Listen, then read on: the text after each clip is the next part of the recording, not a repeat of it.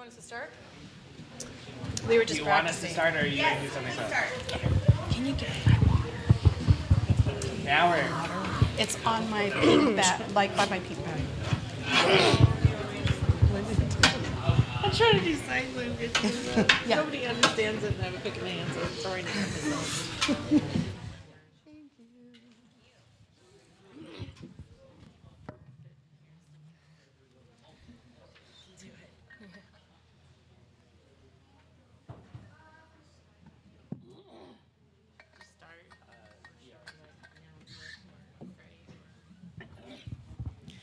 All right, welcome back. Did you guys have fun this morning? Yeah. Did you get cold or did you stay warm? Cold? All right. Are you guys cold now? Do you need to stand up and jump around? Our songs aren't jumping songs. Okay. All right, look around you. Are all okay? So if your club is here, is the whole club here? No. So we're okay. Ish. Does someone have a phone or a time? It's 2:04.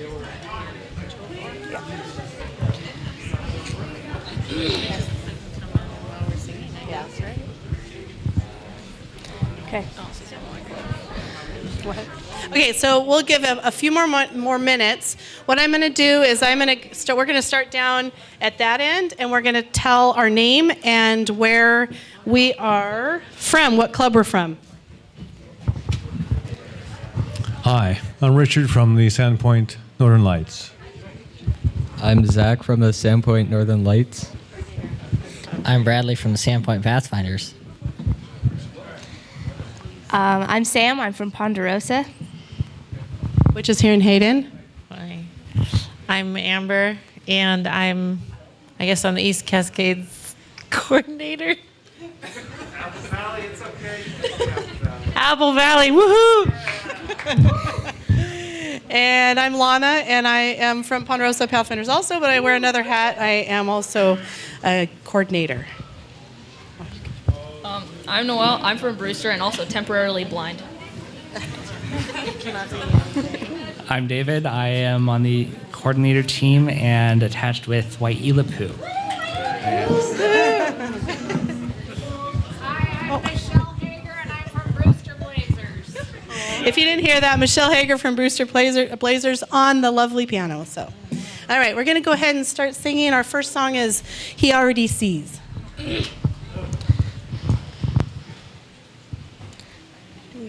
Should we wait for the words to be up? Yeah.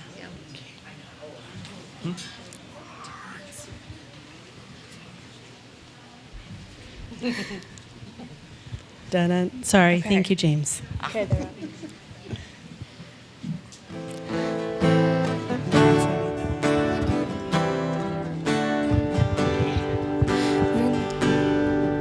When the storm raged about them, the disciples were afraid. For the waves were high and the ship was tossed, and they could not find their way. And they awoke the Master, saying, Lord, please save us now. He rebuked the winds and the sea grew calm, and they all wondered how. God sees the storm from the other side. He knows the lessons learned, and just beyond the clouds he sees clear skies. He speaks peace to the raging storm when peace could not be found. He already sees the rainbow when we see only clouds. Like the man on the sea did, I have called on God in prayer. When it seemed to me all hope was gone, and in my deep despair, I remembered what the Lord said when he calmed that troubled sea. And I know once more how he sees the storm, and peace floods over me. God sees the storm from the other side. He knows the lessons learned, and just beyond the clouds he sees clear skies. He speaks peace to the raging storm when peace could not be found. He already sees the rainbow when we see only clouds. God sees the storm from the other side. He knows the lessons learned, and just beyond the clouds he sees clear skies. He speaks peace to the raging storm when peace could not be found. He already sees the rainbow. We see only clouds.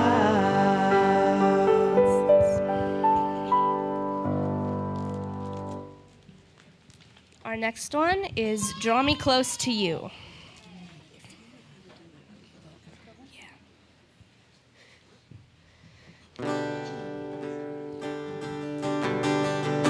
Draw me close To you.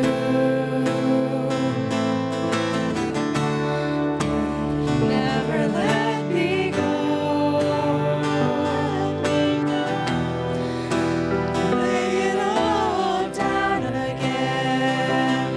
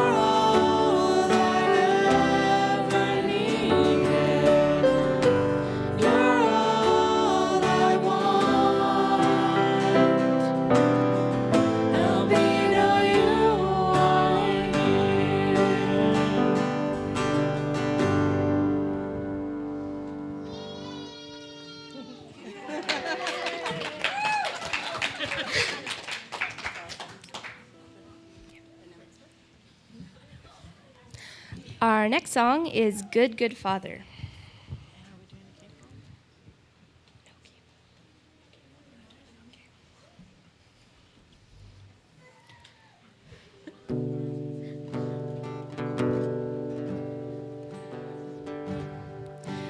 I've heard 1,000 stories of what they think you're like, but I've heard the tender whisper of love in the dead of night, and you tell me that you're pleased and that I'm never alone. Good, good Father, it's who you are, it's who you are, it's who you are, and I'm loved by you.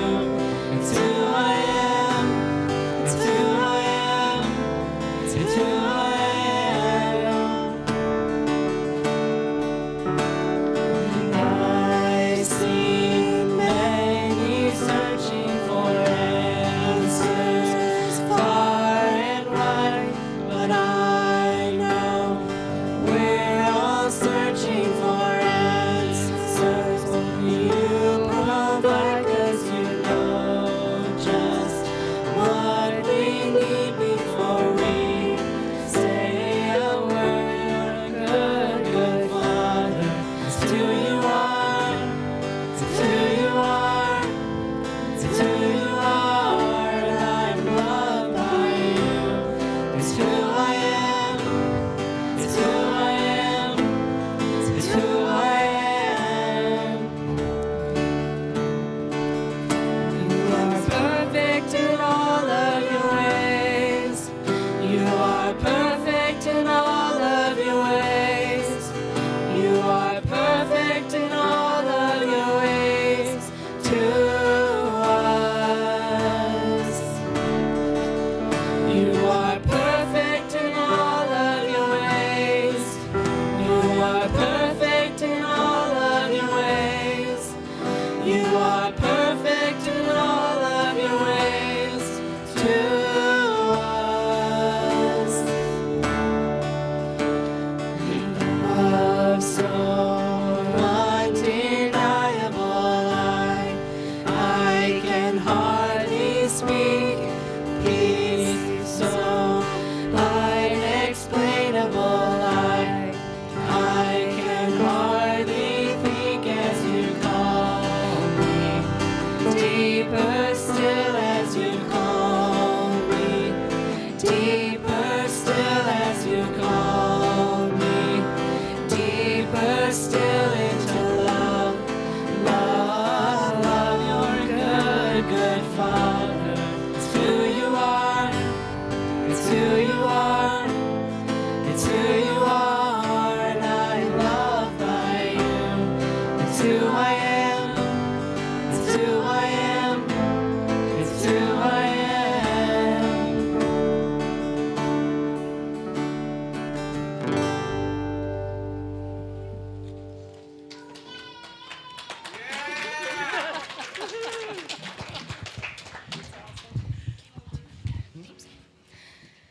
And our last song is going to be Confidence, our theme song. So can I have you guys all stand up, please?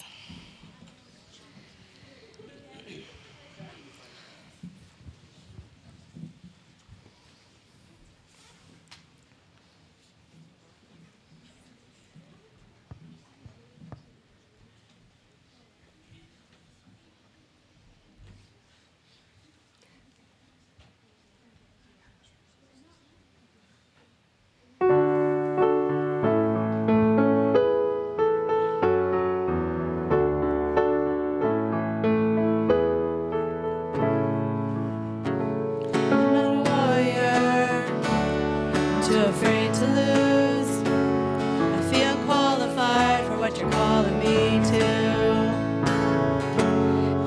Lord, with your strength, I got no excuse. 'Cause broken people are exactly who you used. Give me faith like Daniel in the lion's den. Give me a hope like Moses in the wilderness. Give me a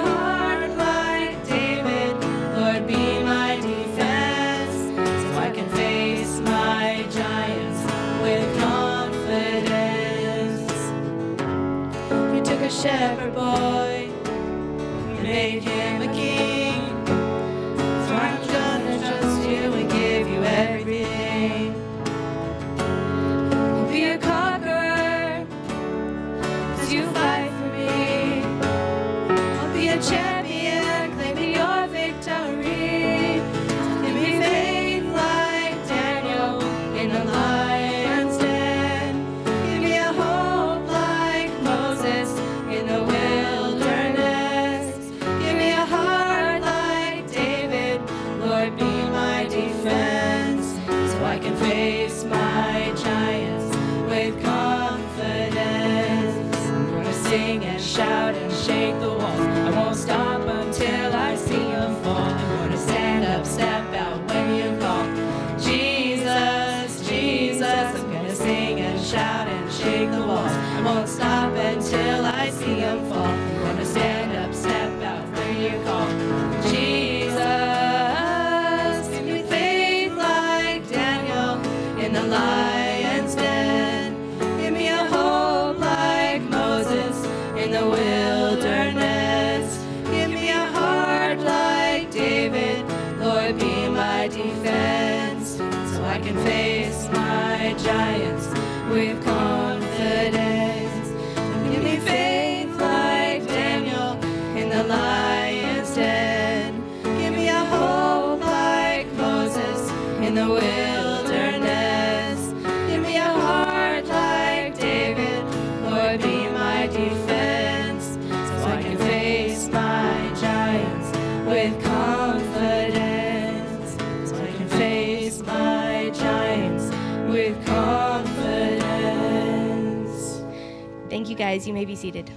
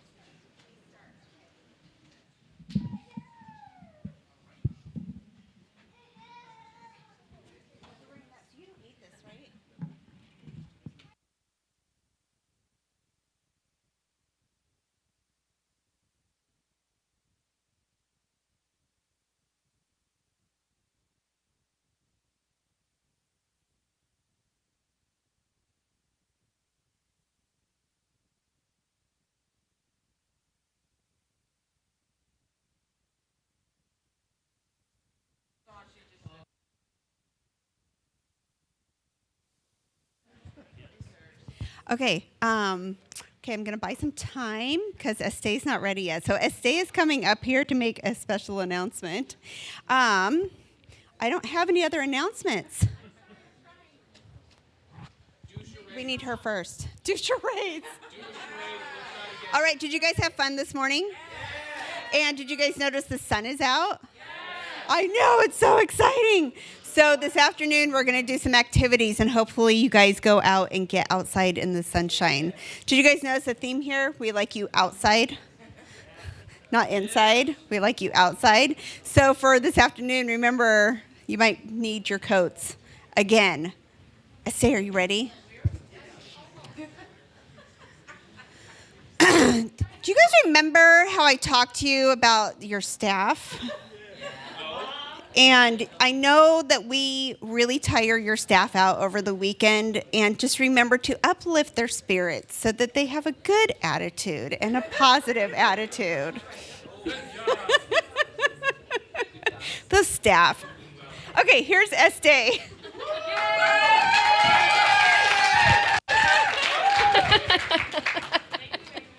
Thank you, Amy.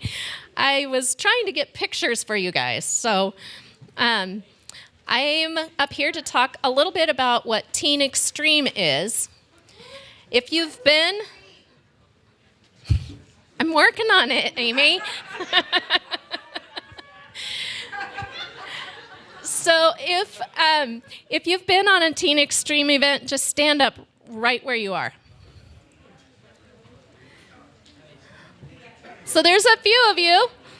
All right, you can sit down. So Luke, you're closest here. What Teen Extreme event did you go on? I went caving. And what was it like? Dark. I should have guessed.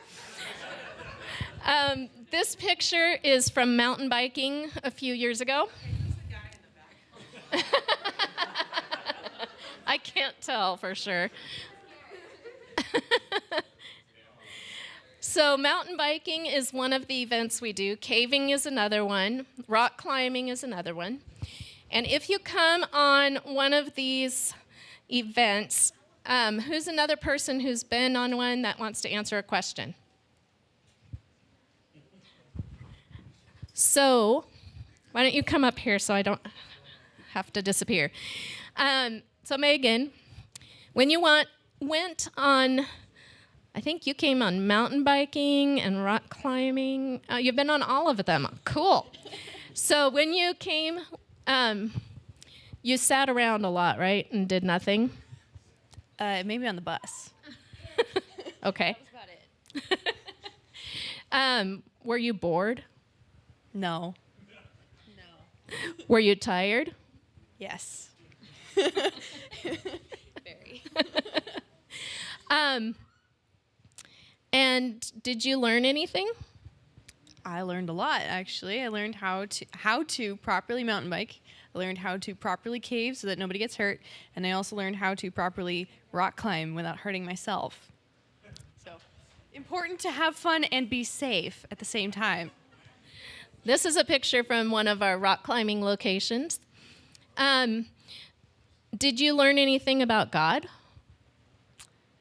God is definitely the God of object lessons in nature. So we, as part of these events, we pull a lot of object lessons. And so there are definitely things that I learned about him during those times that I will never forget. Sorry. Yeah. So, so we had church at the church and sat a lot for church, right? Anything but that.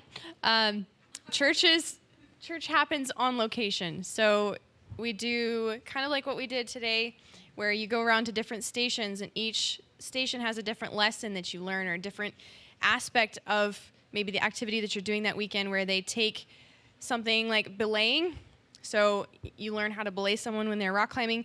And we also tie in the spiritual aspect where God is your rope and you need to make sure that you are belayed on and that you are communicating with the person that you are allowing to climb up the rock face, that you are in control of making sure that they don't fall.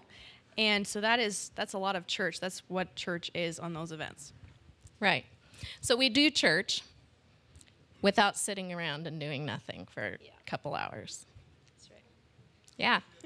So if you come on one of these events, come prepared to be active and to learn a lot. Yep, that's one of our mountain biking locations once.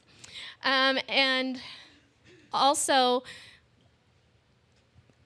come prepared to have fun and learn about God and yourself. Mm-hmm. Are you going to do sailing? We're wanting to do sailing. We're having some trouble getting it figured out. It's a little complicated. I believe in you. Thank you.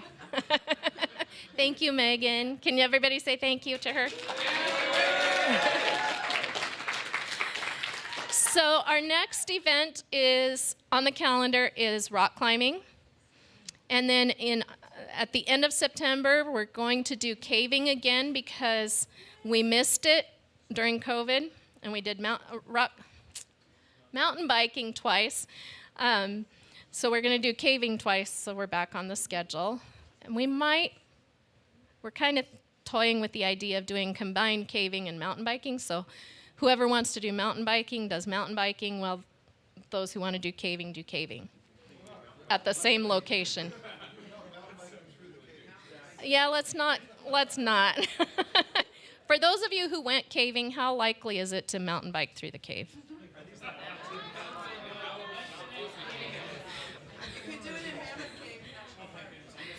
We're not going to, where is that, Kentucky? Anyway, so we haven't gotten this precise location figured out for rock climbing yet, but it is going to happen. It's on the conference calendar. So look there. It's at the end of April, I think. And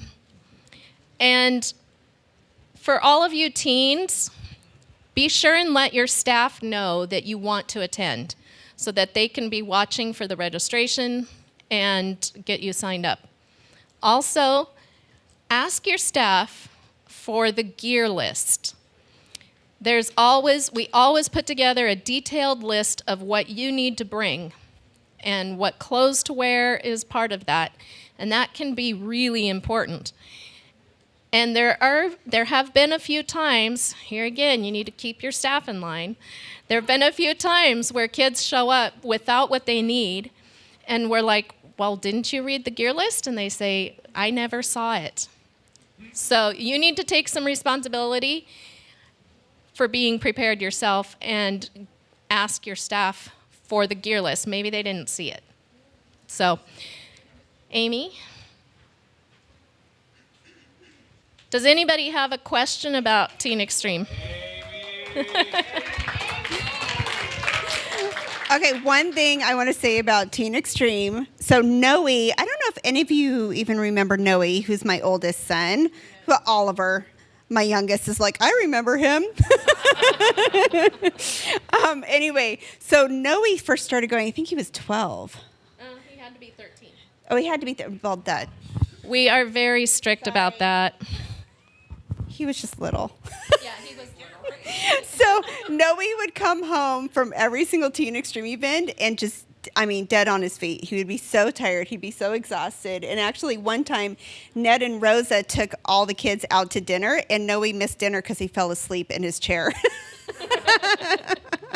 And he came back exhausted, and then for the next month, he would talk about Teen Extreme and how fun it was. So these are really, really fun times, and just be prepared to have a lot of fun and to learn a lot about God. And be tired at the end. Does anybody have a question before I leave? So, I probably already covered this, but rock climbing is going to be at Pinnacles again? So we don't know the exact location yet for rock climbing. We're working on it. We're kind of hoping to go to 9 Mile Falls area because it's a gorgeous spot and it's really easy to get to the rocks. So easier than Peshastin Pinnacles. Edwin. Where is 9 Mile Falls? Outside of Spokane. Doug. So if I was a teen and I had never rock climbed and I might be a little bit nervous about hanging off a rope on a rock, what could you tell me that would make me really excited about going? So we assume, so his question for those who didn't hear him was, what if I've never been rock climbing before and I'm a little scared? Why would I want to come? So we assume that everyone who comes is a beginner and has never done the activity. So we start from scratch. So for our Sabbath morning stations, we're doing a combination of the spiritual lesson plus teaching you the basics of what you need to do in order to rock climb safely. We also have a lot of trained staff. There have been some events where we're almost one-to-one staff to kids. And we are doing a lot of teaching all day on Sabbath, and then you get to practice some things without going very high, and then you get to do fun high things too, like rappelling on Sabbath, and then Sunday is when you do the actual climbing from the bottom up.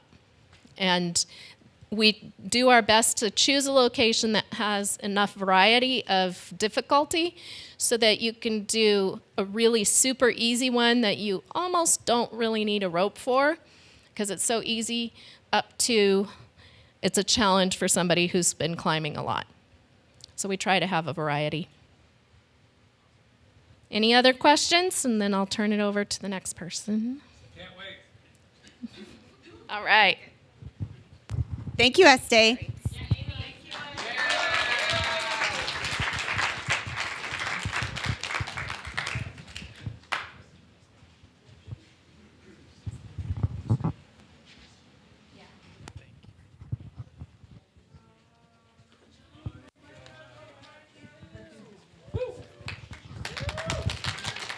Okay, so we're the Pendleton Pathfinders, and we're going to be praying for you guys today. So attention. Prayed rest. Prayer attention. Dear God, so many teenagers are searching. Please, God, please somehow help them to know that you can fill the empty place in their lives. And pray for this person's sister who is sick, and for her to get well soon, and for the doctors to figure out what is going on.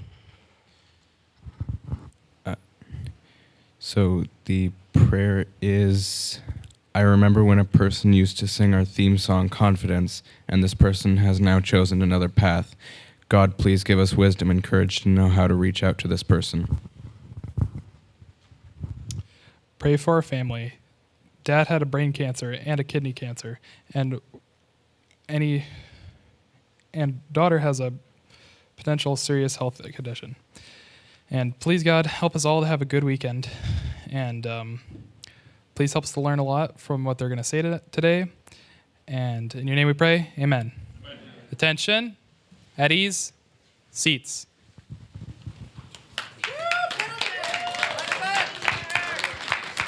I don't know.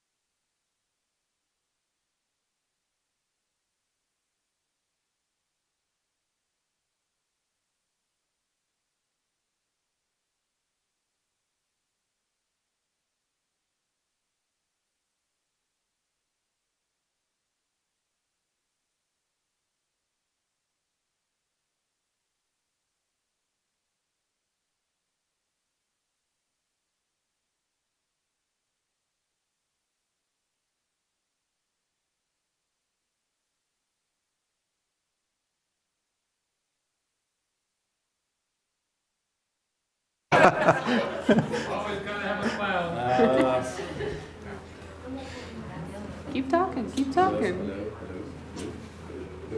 Nothing works. Does your microphone need to move closer to your mouth? Hello? It's very quiet. This one works. All right. See, I want to hold the mic. All right, let's get started. All right, guys. Glad to see everybody here. I just want to give a shout out to a very special group number 5. Yeah, group number 5, the dream team. We're doing shout outs. No, these are my people. These are my people. What number were you? 3. Ooh. I heard that your group brought you like apple cider. No, my group was the best. My group was the best, I think. Yeah. Yeah, so. Hot chocolate outside? Yeah. Group 1 was the best. Group 1 was the best. Yeah, sorry. Group 5. All right. We're gonna get started here. How many of you guys have ever read a Choose Your Own Adventure book? Okay, all right. How many of you guys have never read a Choose Your Own Adventure book? All right, I'm in that crowd too. Apparently, there's a book where you can choose your own adventure, right? I had no idea. This was explained to me, so I'm gonna try to explain to you guys something I've never read, okay? So. You got it? I got it. Apparently there's this book that starts off, right? And like the title says, you get to choose your own adventure, right? So you start off and then, you arrive at a point where you have to make a choice, similar to the choices like you guys made this morning, right? And so depending on what choice you make, it'll take you to another section of the book. Apparently you can get lost in a forest, right? Depends on what book Depends you read. on what book, but Depends on what the story is. Depends on what the story is. You can go in circles or you can end up dying, apparently. I don't know. I guess the book is pretty wild. But the important thing being that your choice affects kind of where you end up being. The choices that you make in the book will dictate what the ending is or how long it takes you to get there or what happens along the way. Recently, I got a Nintendo Switch. Do you guys have a Switch? Yes! How many of you guys have an OLED Switch? Oh, wow. Okay, just me. All right, that's cool. So I just got an OLED Switch, okay? And Breath of the Wild. How many of you guys have played Breath of the Wild? Yes! Yes. PJ, you need to get a Switch, all right? So I started playing Breath of the Wild, and for those of you guys that play Breath of the Wild, you pick up things along the way. Am I right? And at the beginning, you're picking up all these things that really are not useful, right? Like you're picking up, I don't know, sticks, you're picking up stones, I don't know. You're picking up all kinds of things, but you don't really need them until you make your way like more into the game, and then you start using these elements to help you on later in the game. And so the choices that we make at the beginning of the game dictate how well it's going to go as we progress into the game Breath of the Wild.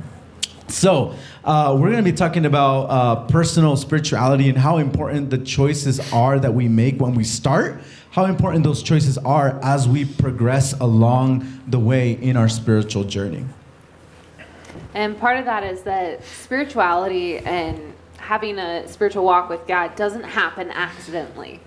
But kind of like what Saul was saying, it's taking those tools that you pick up at the beginning and using them along the way, and refining as you go with the choices that you're making.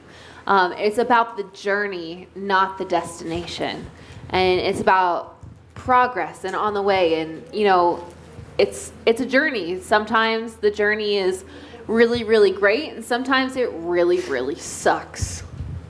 To be honest with you guys, being a pastor is something that I never planned to be. For those older staff that remember me when I was little, that was never something that was on my mind. And I grew up in the church, and I grew up in the Adventist faith, or in the Adventist church, in the Christian faith, and it wasn't until I was 18 that I really, really, really felt like I had something called a testimony. And a testimony is just your walk with God. It's the story of how God has worked in your life. And it wasn't until I was 18 that I felt that. I was planning on going to Walla Walla University to get my bachelor's in speech communication, and I found out in May that they had dropped my degree for the upcoming year. And I was devastated. I had gotten in a year early. When I was a junior in high school, I had gotten accepted to Walla Walla for this degree, and I had been looking forward for it for so long. And so when I was told that they didn't have my degree anymore, they told me that I have 4 choices.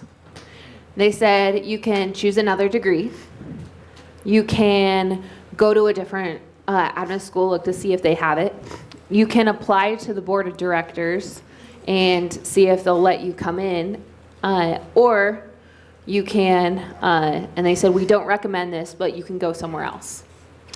And so I had this point in my life where I was like, the plan that I've made for myself is falling apart completely, absolutely just falling apart. And I'm a planner. Saul and PJ will tell you this. Like, I'm a planner. I like to have a plan. And so I get to this point and I get to this choice, and I looked at the other degrees and I'm like, ooh, none of these are right. I looked at different Adventist schools that might have it, and no one else had it. I wrote a letter to the board of directors and asked them, can I come in? I've already been accepted, like I'm coming in with a bunch of credits. I'll be technically a junior in credit at this point in time. Can I come in? And I got a letter back from them saying, we don't think you can do it. The answer is no. And at that point in time, I was devastated. What do you do? What do you do when you have this expectation, when you have this moment, when you have this moment with God and you're like, what are you doing with my life, God? What are you doing? I ended up deciding to go to a different college that had my degree, and I graduated a couple years later with my degree. And because I graduated in just a couple years, I decided that I was going to go ahead and take a year and go do some missionary work, right? And so I was working at Camp Myvedon that summer, actually, and I found out that I had been accepted to be the pastor, the youth pastor in Belfast, Northern Ireland. And I was leaving in January. And so I packed up everything, and for the first time in my life, I moved away from home to a different country, to a place where I didn't know a single person, to work at a job in which I've never worked at before. And it was one of the hardest years of my entire life. But through that time, that simple choice I had made to go give a year of my life to God, I sat on the floor of my apartment in Belfast, and I remember having this overwhelming feeling of God saying, Larissa, you're going to be a pastor. You're going to be a pastor in the States. I was like, haha, you're funny. Like, that's a funny joke. And I was like, and I kept feeling it, like, no, Larissa, you're going to be a pastor. And I was like, okay, I'll make you a deal, God. I'll make you a deal. You open the door and they call me, and I will walk through it. I've been pastoring for 6 years now, and every single time I have been called and asked to pastor at a different place. I have never looked for it. I have never put myself out there and been like, oh yeah, like looking for a new job. But I told God, God, I will walk on this journey with you. I don't know what the destination is. But if you open the doors, I'll walk through them. And now I'm a pastor. And it's crazy. And so there are these moments that we have, these choices that we make, and they lead us to places that we would have never imagined being at. Sometimes in the journey, things are hard. Some of those experiences, I'm sure there was hours, days, weeks where you felt like this is hard. Oh, absolutely. There's another group of people that had some hard experiences. The Israelites were in slavery for a long time, and then God sends Moses, and through his power, he delivers them from Egypt. It's amazing. And then they find themselves sitting in the desert, and they don't have any water. Water's good. Water's essential. How many days can you last without water? 3. Okay, so 2 in the desert. This is not it's not a small thing. It's significant. It is life-threatening. And they feel like they are left out there alone. Was God around? Yeah, God was present. They didn't understand what was going on.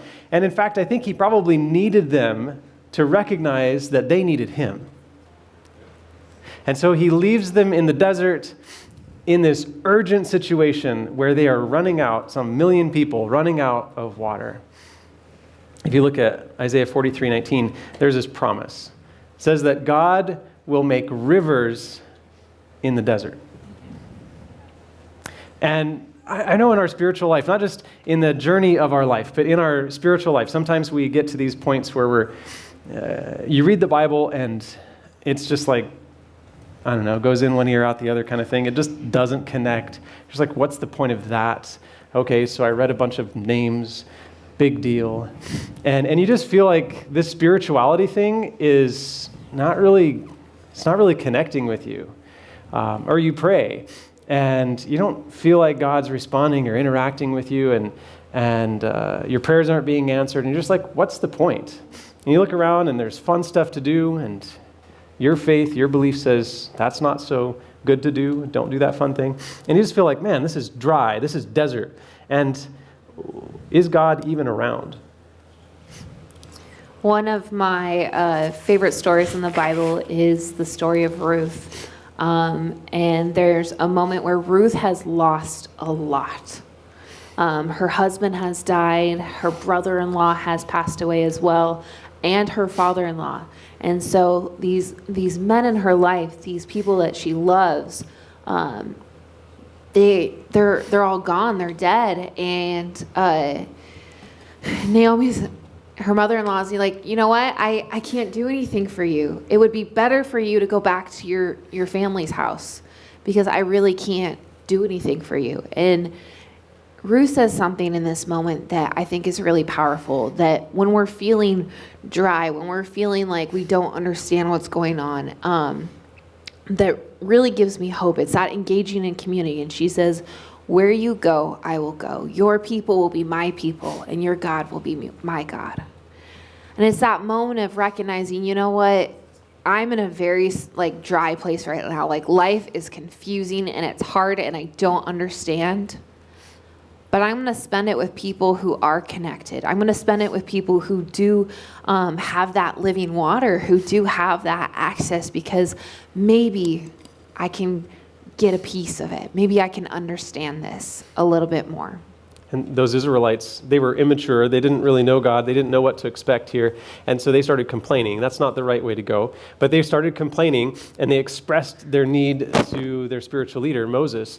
And they said, Moses, and of course they said the wrong thing, Moses, we'd rather be back in Egypt and die in slavery than be here in the desert. We need water. Okay, so it was a bad way of approaching the subject, but they did express their need. And God says to Moses, go out and hit that rock with your staff. And this river comes out of a rock. I mean, to water 1 million people and all the animals, it's not a trickle. It is plentiful. But they needed to feel their need, and they needed to go talk to the people that actually were connected with God to get their help. And they needed to take the time to actually step out into that. One of my favorite things that people tell me is like, I just didn't have time to do this. And it's not that people don't have time. It's that it's not a priority. We have time. I mean, when you look at this weekend, you made time to be here because it was a priority for you. And now you're here. Your staff are here because they made it a priority. And so sometimes we say, oh, like our time with God, like I just don't have time. I'm so busy. But this idea of a priority, of making a choice, of making this first, is something that we do have the power to do. I think when we talk about making time, I think that when we think about our friendships, like the people we like to hang out with, maybe the things that we like to do, activities with our friends and family, those things are great to do, and we make time and space in our lives to be able to do that. But more importantly than what you do, it's who you're doing it with. You guys can be doing maybe the most boring thing in the world, but if you're with the people that you love, that you appreciate, that you like, I mean, it could be the most fun thing in the world. Like, I don't know about you guys, but like, were you guys cold earlier today? A little bit, right? But did you have fun? Absolutely. No. I did. Well, group 5 had fun. All right, I don't know about the rest of you guys, but it was cold. It was. I would never choose to spend 2 hours outside. You know what I mean? But seeing you guys and that hot chocolate in my hand and the people rubbing my feet, you know, that made it all worth it. I'm just playing. I'm playing. But again, it's not necessarily the thing that we're doing, but that we're cultivating friendships and relationships together.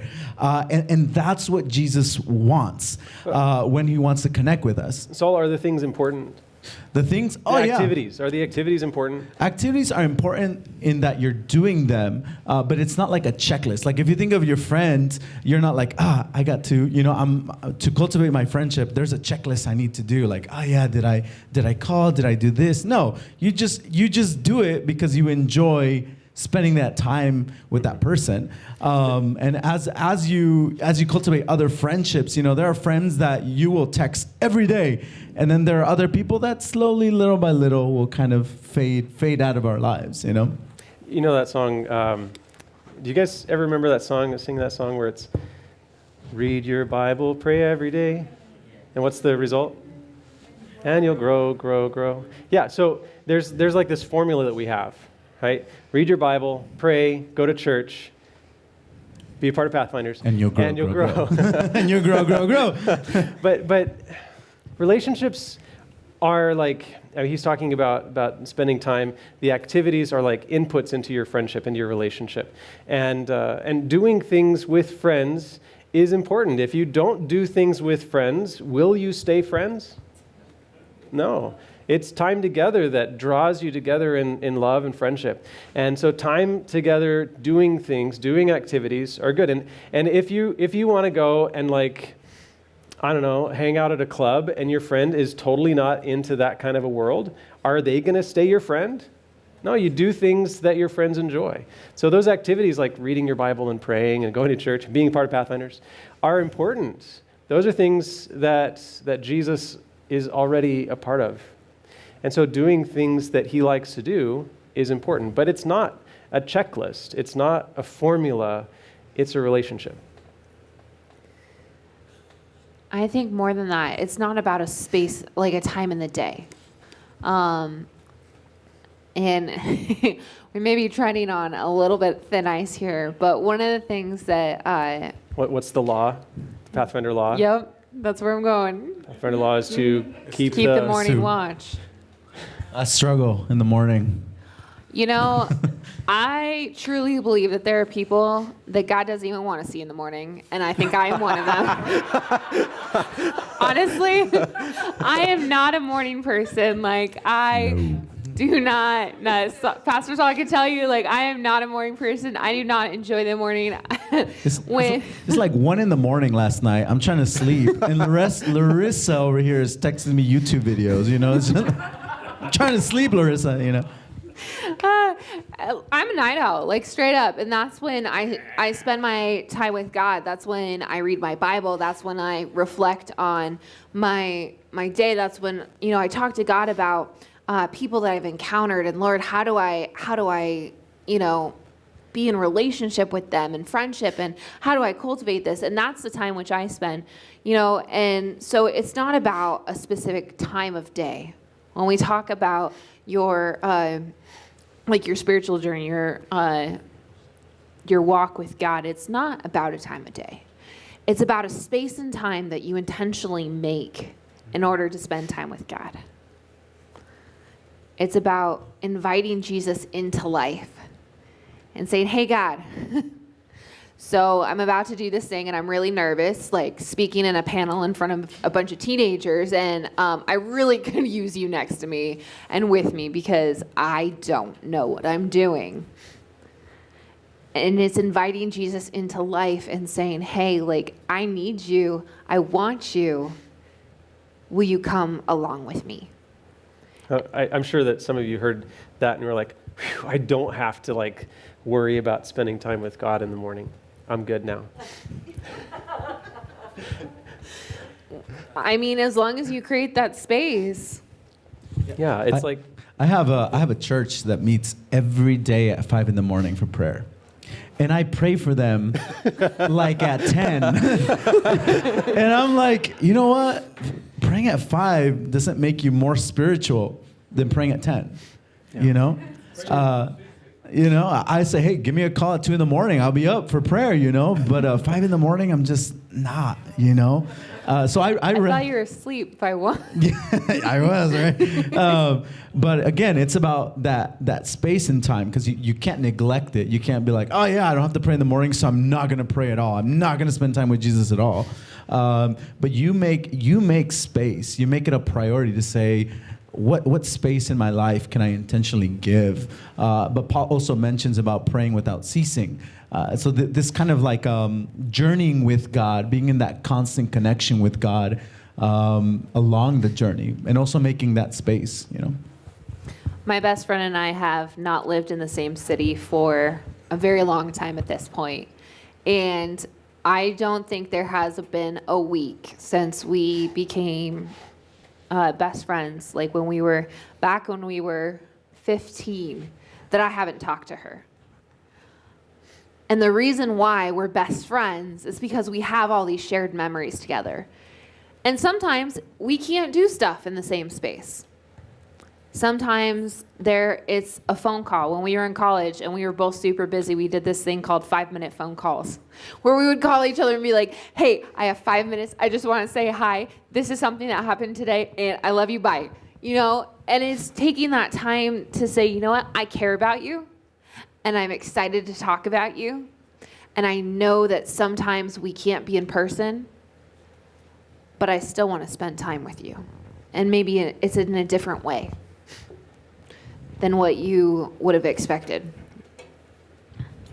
One of the ways, as we were talking about what does spirituality look, we've kind of talked about the time aspect of it, but as we were each one of us looking at, what does spirituality look for each one of us? Like, how can you tell, like, oh, I have a great connection with God? Like, what does that look like?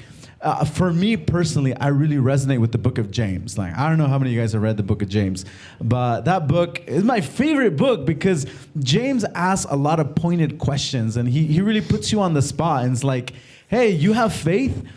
Let me see, like, what does that look like? And I know growing up, a lot of the times it was like, I think I have faith. Like, I think I have a relationship with God, but I'm not quite sure if that's just in my mind or is that something that's a reality. And when I think about the book of James, I mean, James has a perfect example. In James chapter 2, he says, suppose somebody comes to your church and he is in need. And you tell him, oh, God be with you, I'll pray for you.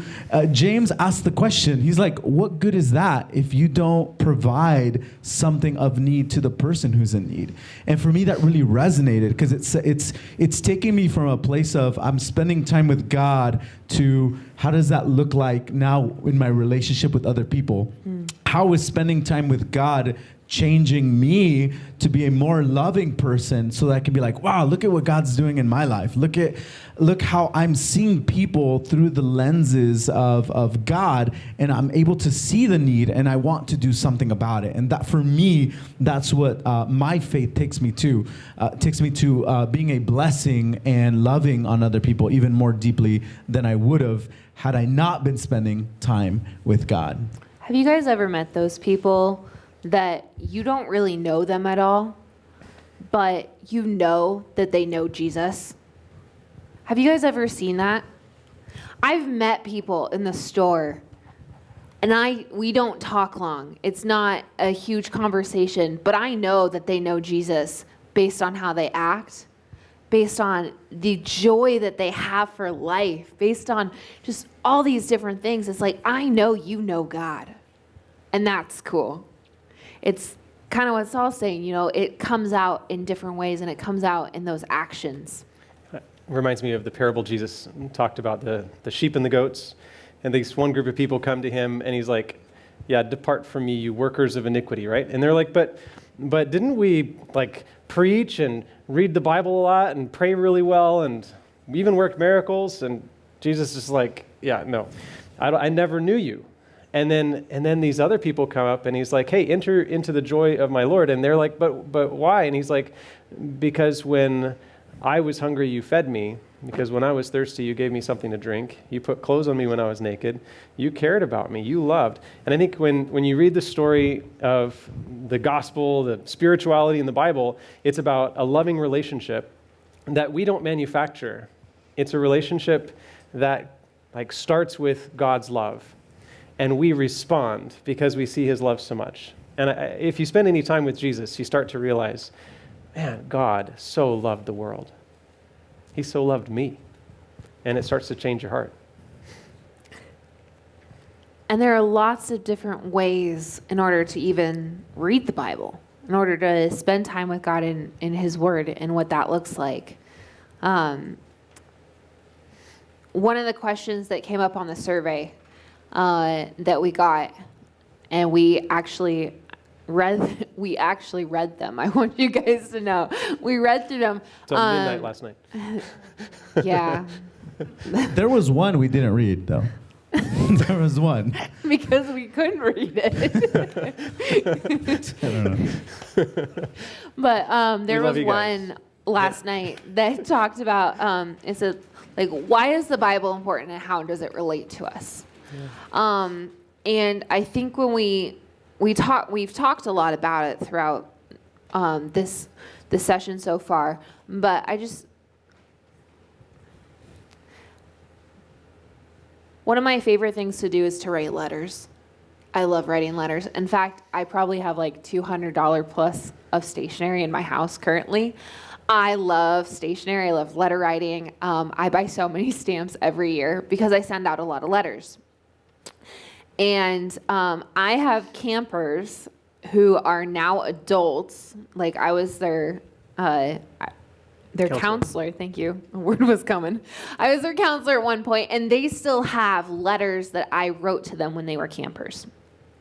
And they kept them because it means something. They say, you know what? There's some days where I'm having a really bad day, and I go back and I grab that letter that you wrote me, and it just reminds me to keep going.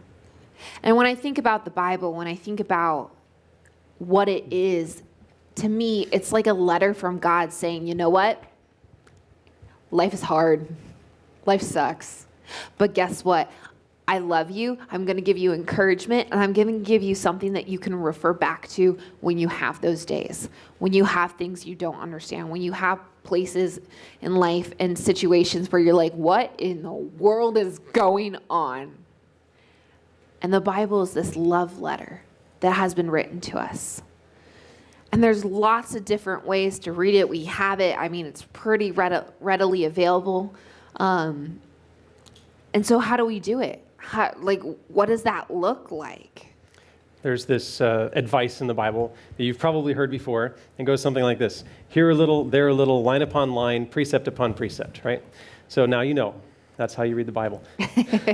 What does that mean? Well, back in the day, the books are written in like a scroll format, and you have to stretch them out on a table, and you're going back and forth, here a little, there a little, right? You're exploring it. And I think that's really important because you've got stuff in the Bible that references stuff that happened a long time before. And so if you don't know the story before, then it's hard for you to understand what's going on here. Understanding the history, the experience of the people at the time is part of reading their story. And it's as we get to know their story that we were like, wow, that's how God related to them. And now it's like gives us reference for how God relates to you and me. And so those are valuable tools, exploring the Bible. But it's not like there's an exact formula. Well, you just read through the Bible in a year, or you memorize a chapter, or it's not like there's an exact formula for studying the Bible. We each kind of do it a little differently. So Jason, how do you do it? Well, I want to tell you a story. I was 15. Finished my sophomore year in high school. I was going to an academy in Oklahoma, a boarding academy, and so I'm living on campus for 2 years with these people. I made friends, like the first real friends I'd made in my life. They were really, really nice. I didn't know how to make friends, so they made friends with me, and I was like really attached to them. So I go home, and we like agreed that we would exchange letters, and teenagers are really good at keeping their promises, right? So I wrote them letters. Good. I mean, I said I would, and so I did, and I wrote them letters, and I didn't get a single response, like zip, from anybody. I was like gone. And I felt really, really lonely. Well, that year I decided that I was going to read the Bible through. And so I did. I just, from one end to the other, I started charging through it. But it wasn't in the time that I was reading it that it really connected with my heart and my life. There's these times when I was feeling lonely, and I'd go out and I'd be like in nature somewhere. I'd be wandering through the woods, crying to myself that my friends weren't my friends anymore. And I had this notebook kind of thing that I would draw in, or sometimes make notes, and I just like flop down on the grass or whatever. And it was in that moment where I was vulnerable and saying, I have a need, God, that things that I'd read started to connect with my heart. And I think that's one of the things that really makes a difference in my life today. I can just read through the Bible and not really be changed. But when I stop and I connect my real life struggle with what I'm hearing in the Bible, that's when things start to transform. What about you, Saul?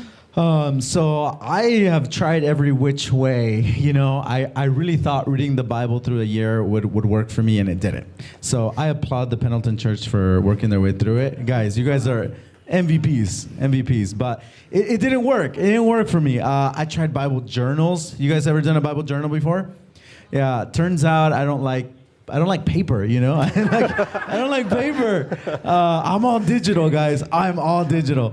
So I bought pens and I bought a fancy, Bible journal. It's still there if anybody wants it, I have not written. But for me, it turned out, I liked reading a lot. Like, I think I liked reading before more than I like reading now.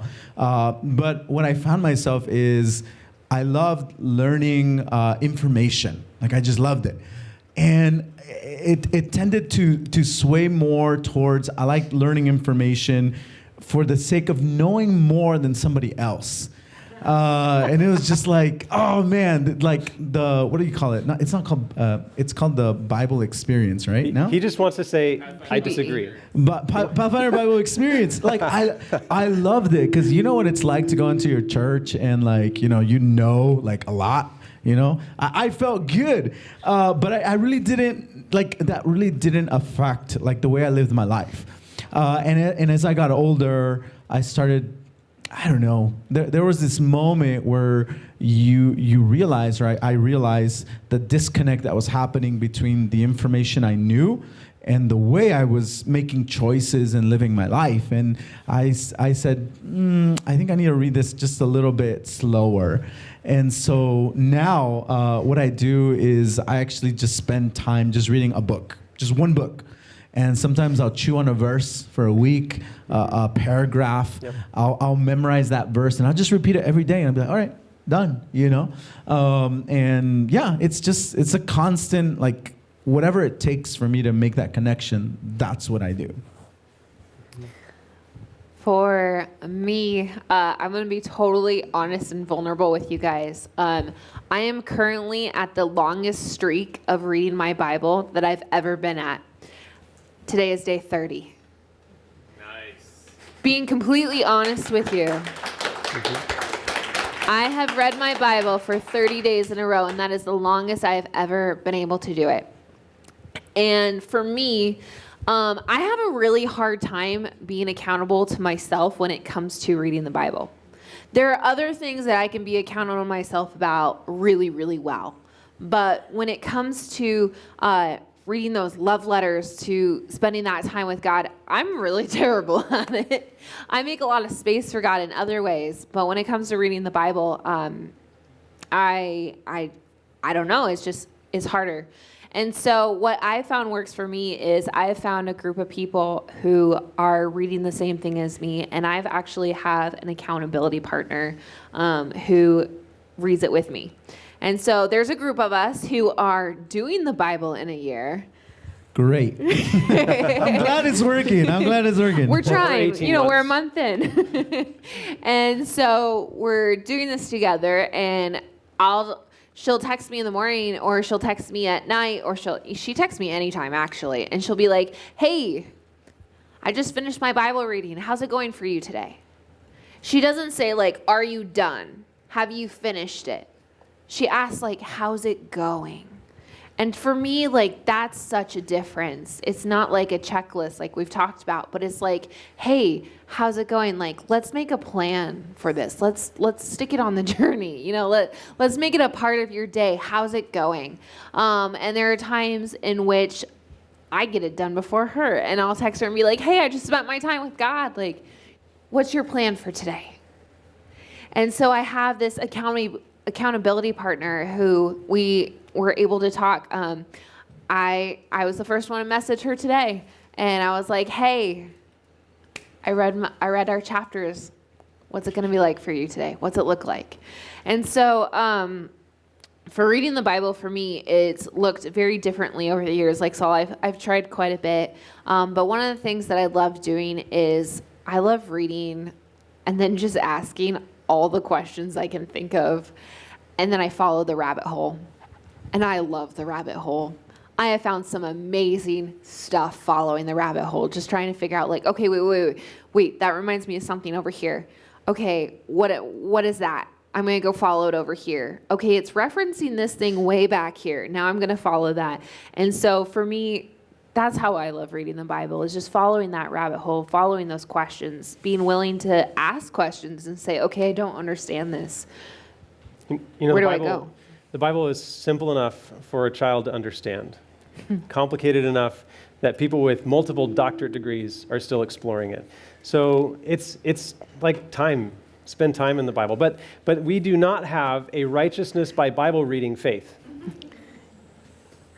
Yeah, so righteousness by faith, you may have heard this said before, but basically, to put it in a nutshell, what this is sometimes there are people in our lives who can, when they talk about faith and they talk about your spiritual walk, make it sound like it is a checklist and it's all the things that you need to do in order to get into heaven.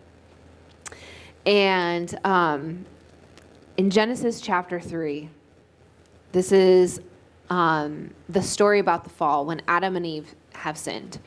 And they have sinned and they realize they're naked and they do something really interesting. It says, the Bible tells us that they sewed clothes of fig leaves. And so they have these clothes of fig leaves and God comes walking through the garden and they hide from him. And this conversation follows that God has with Adam, he has with Eve, and he has with the devil, with the serpent. And at the end of it, something really interesting is said. It says that God makes for them clothing of skin. Now, were Adam and Eve already clothed at that point?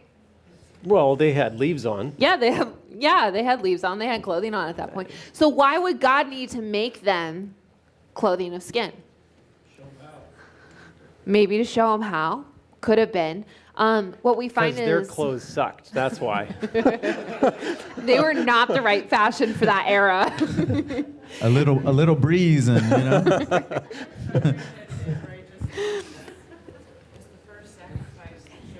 Exactly.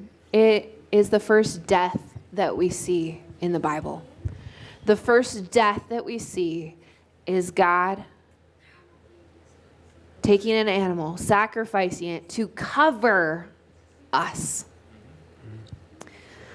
And tell us about the Chinese character real quick. Okay, just really the Chinese character. Okay, so in ancient Chinese, I have a thing, and maybe we can throw it up here later. But in ancient Chinese, they have this really cool word for righteousness. So for the word righteousness, it's in two parts, and the top part says lamb. It's the character for lamb, and on the bottom part of it, it's the word for me. But the word for me is made up of two other words, and those words are a knife in my hand. So the word for righteousness is the lamb over me who's holding a knife in my hand. The word righteousness can seem really confusing and like, what does that even mean? But what it basically is at the end of the day, is that the Lamb of God is covering us. God covered Adam and Eve with clothing, with the lamb, not because their clothing was ugly or it wasn't the right thing, but God was showing from the very beginning that it is not what we do that is going to get us into heaven. It's the relationship that we have with God. That if we allow the Lamb to cover us, if we allow God to cover us, that relationship is what it is. And relationships are really not that complicated. Every one of you knows how to do them. I mean, and for Jesus, what it means is Jesus is saying, come spend time with me. Just come hang out with me. I love it when you talk with me. I love it when you read the Bible. That's my word.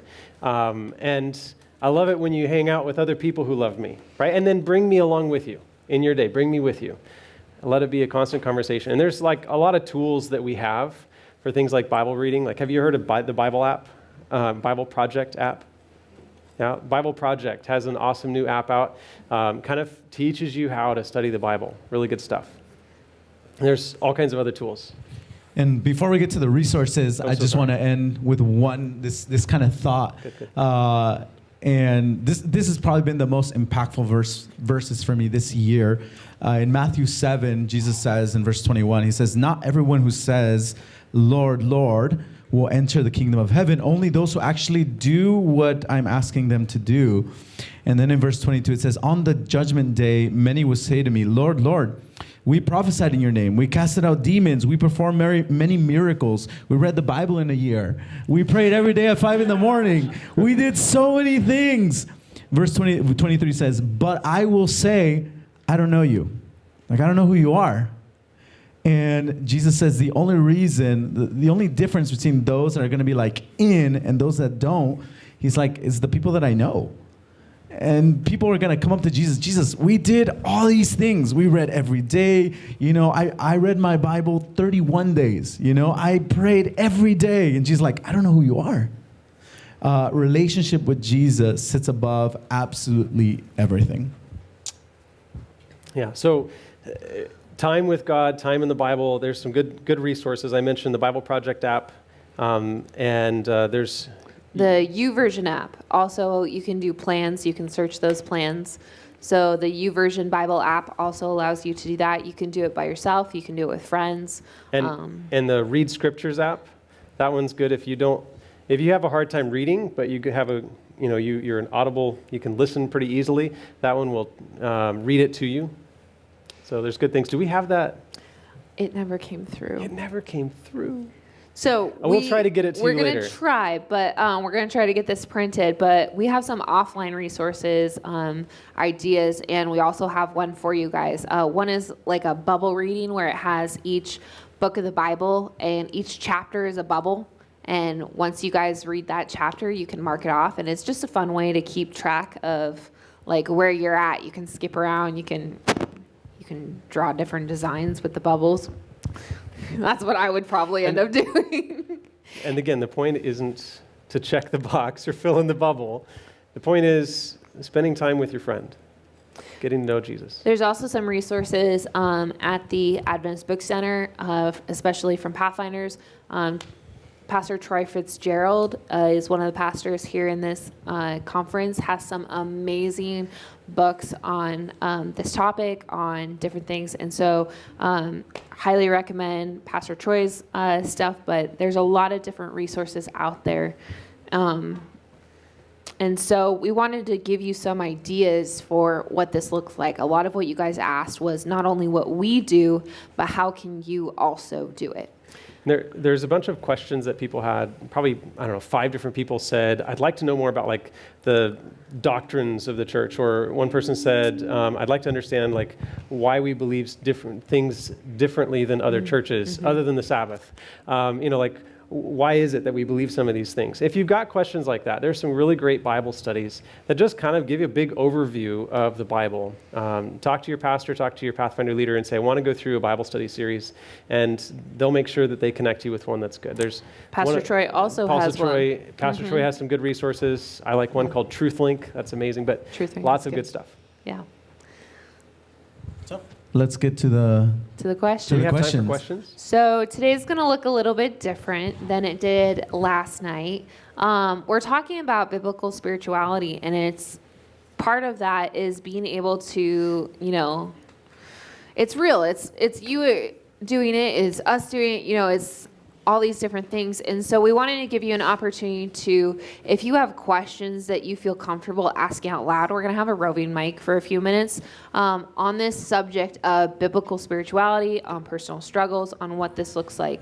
So if you have a question for us, we are taking live questions right now. And then after that, we will go into the box and into that.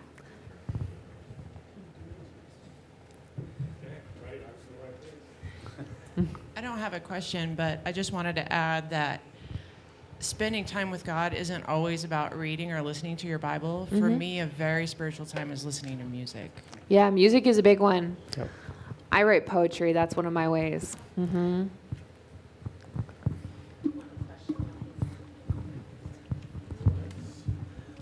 Raise your hand if you have a question. We're going to read one up here. Raise it high. Oh, here we go in the back. Do you want to ask it to us? Actually, let's do it that way. All right.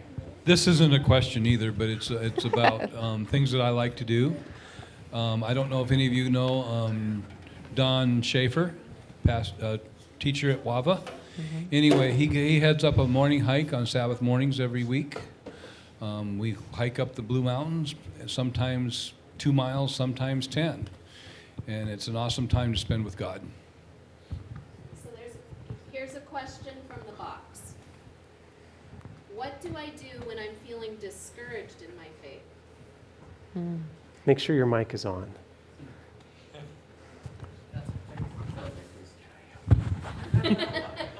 What do I do when I'm What feeling do I discouraged do? in my faith? Yes. Community. Like that, for me, that's the only answer. Now, you may have different opinions, but for me, it's community. It's engaging with people who, and talking about it with them. There have been times where I have straight up said, you know what? God and I aren't talking right now. In fact, God and I are arguing. And I'm so discouraged in what's going on around me. But I'm still going to put myself in community. And community and not just can be any found. community.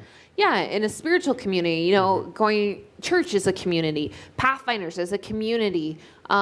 You're like a book study, that's a community. Like it's a spiritual community.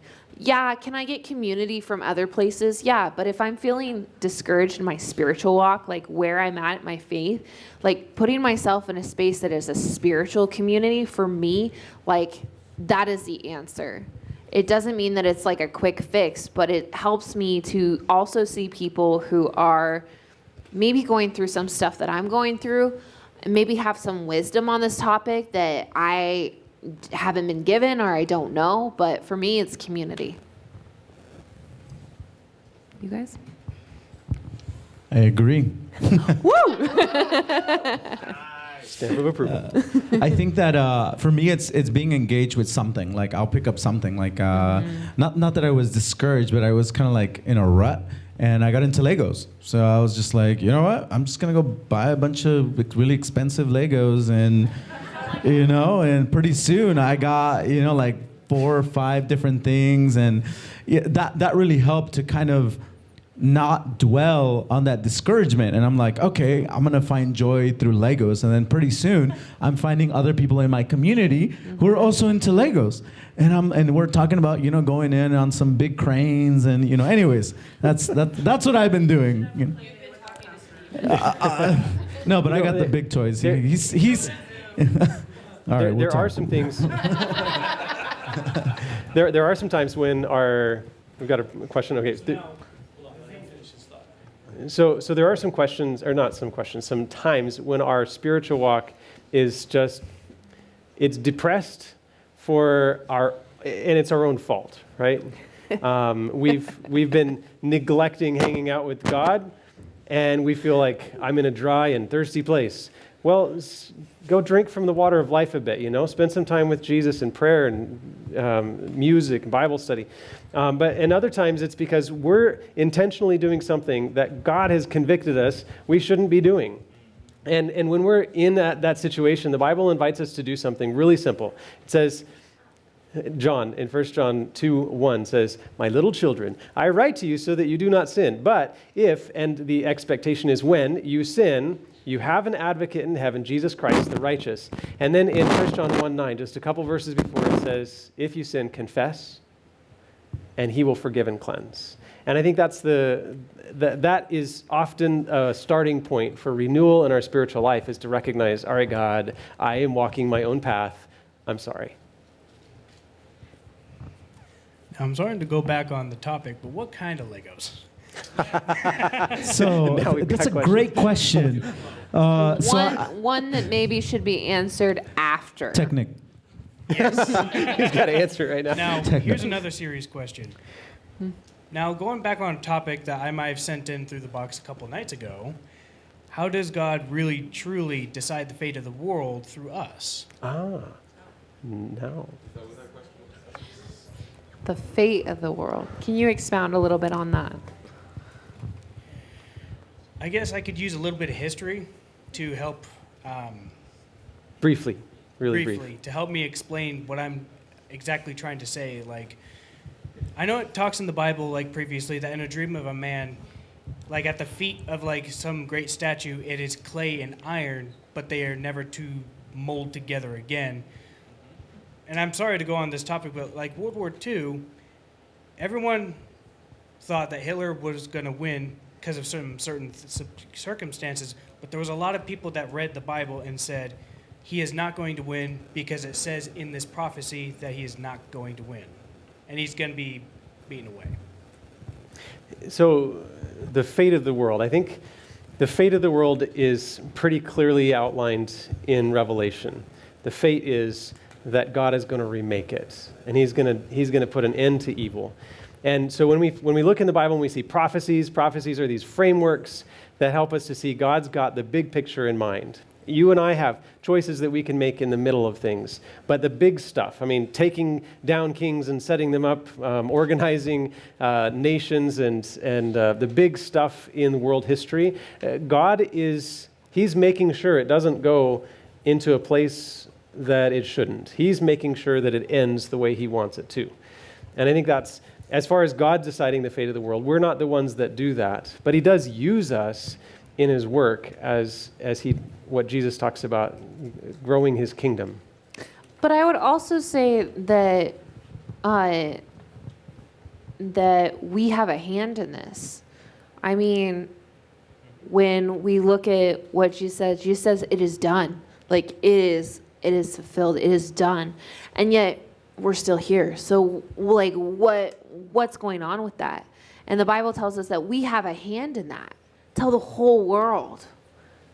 Like bring everyone in on this, and to like it's not just, oh yeah, we're here, but it's also that we have a responsibility in God's plan. Like God has a plan for us and he wants us to be a part of it. It's not just him up here, doing stuff, but it's we have an active part in this plan.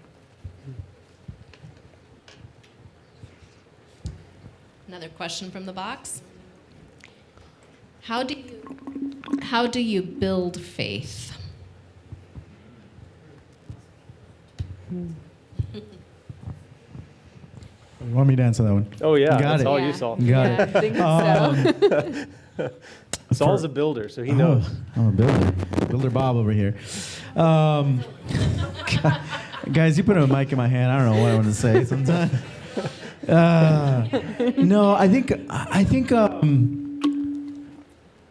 almost that's kind of part of the problem is that faith comes from God as well.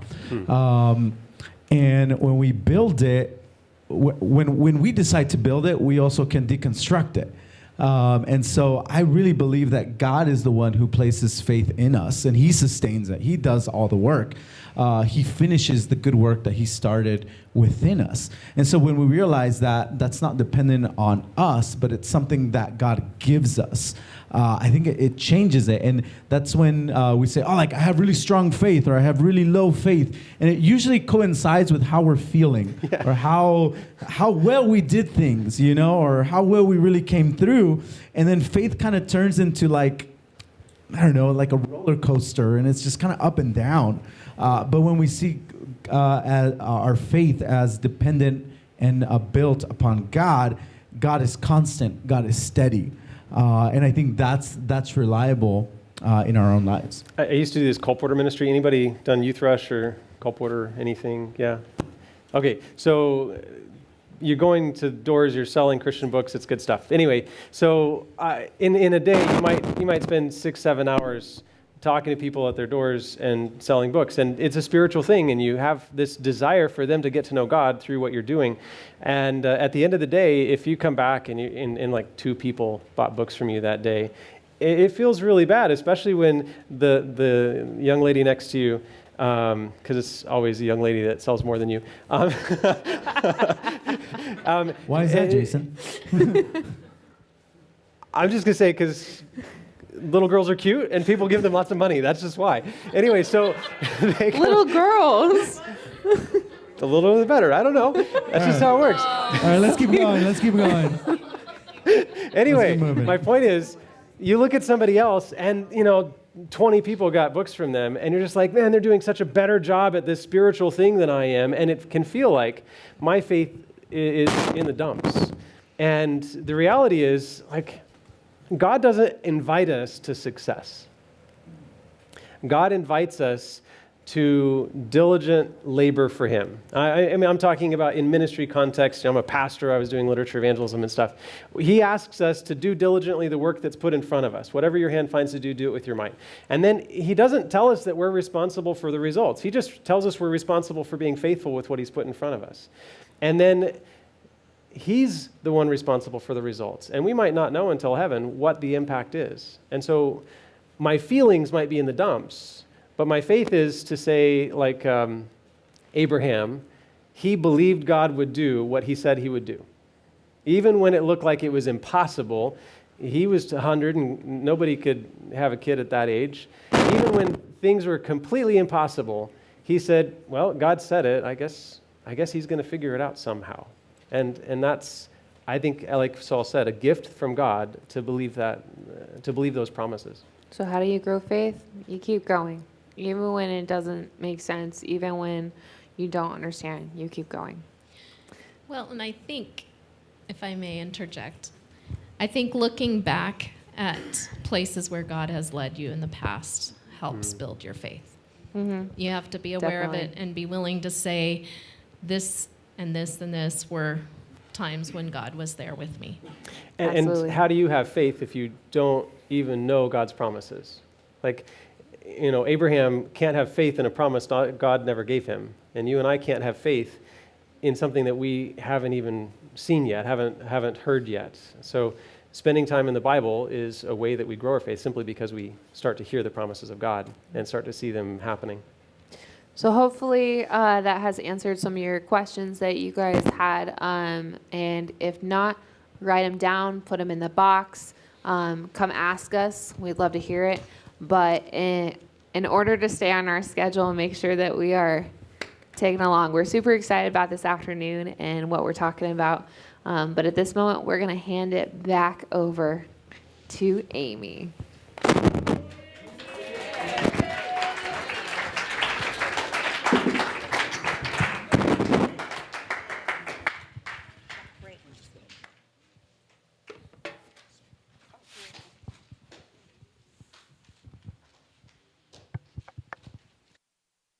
Am I on?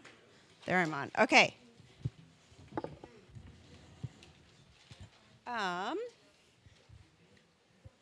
Did they disappear? I'd like you guys to give Larissa and Jason and Saul a round of applause.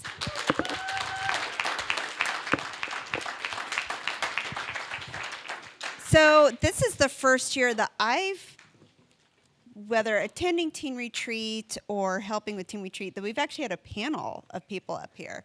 And I think it's been really fun. What do you guys think? Do you like that? Yeah, it's a little more relational. Yeah, I think it's been really good. Okay, so we're going to move into our outreach project. So normally, each year for Teen Retreat, I should say pre-COVID, we would do an outreach activity, and it's really hard to do a community service outreach activity here at Mybiden because we can't really leave.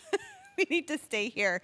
And so this year's been a little bit difficult. So we're actually changing things a little bit, and we actually have 4 options for you. So I'm going to present your options, and then the people who are in charge are going to expound on those options. Okay, so the first one that we have is actually going to meet with Miss Estee over in Roadside Cottonwood is where this one's going to be. So what we'd like you to do is you're going to meet Estee. You are going to go spend some time out in the sunshine, and you're going to have more of a building project in building a diorama. And then we want you to take the pictures of that and upload them into our Google photo album. Is it up there? Okay, perfect. So you can scan that with your phones, and then it'll open up the Google photo album, and then you can share your photos into that album. So that's one project. The next project is actually making a encouraging meme. But again, go outside. There's going to be further instructions. If your group would like to do that, then you're going to meet Peter up at the bell. There's Peter. Okay, and let me just say this really quick while I'm thinking about it. You need to stay as a club. So as your club, as your unit, you guys are going to decide which project you guys do. But we do want to get you out in that sunshine. That'll be really fun. Okay, the next activity, there's 4 activities. So the next activity will be working with James. James is in the back there. I'm sorry, David?